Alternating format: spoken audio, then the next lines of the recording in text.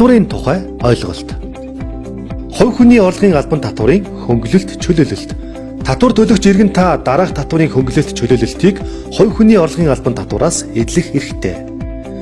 Барьсан эсвэл худалдан авсан орон сууц 3 сая төгрөг. Таны хүүхдийн ихтэйд мэргэжлийн боловсрол коллежийн сургалтын төлбөрт. Суралцж байхдаа ажиллаж буй татвар төлөгчийн сургалтын төлбөрт. Цалингийн хэмжээнээс хамаарч жилдээ тгээс 160 мянган төгрөг.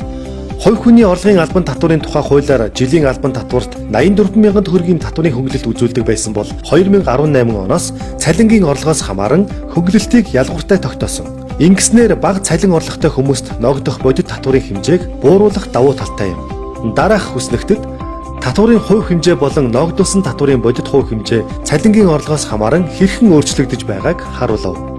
Цалингийн орлого 300 мянган төгрөг байхад татварын хөнгөлөлт эдэлснээр ногдуулсан татвар 10% биш 5%-тэй тэнцвэр байна. Харин өндөр цалинтай буюу 3 сая 500 мянган төгрөгөөс дээш цалинтай бол татварын хөнгөлөлт эдлэхгүй тул ногдох татвар 10% хэвээр байна.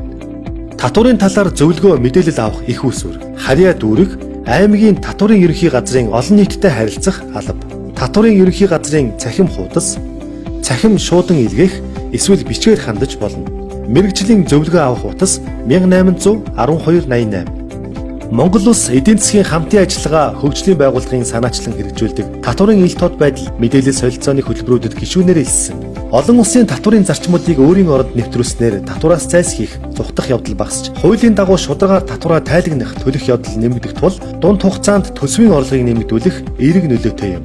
Энэхүү амлалтын дараагаар татварын зорилгоор хамтарч ажилтдаггүй орнуудын жагсаалт буюу хар жагсаалтаас Монгол улсыг албан ёсоор хасснаа Европын холбоо мэдгдсэн юм.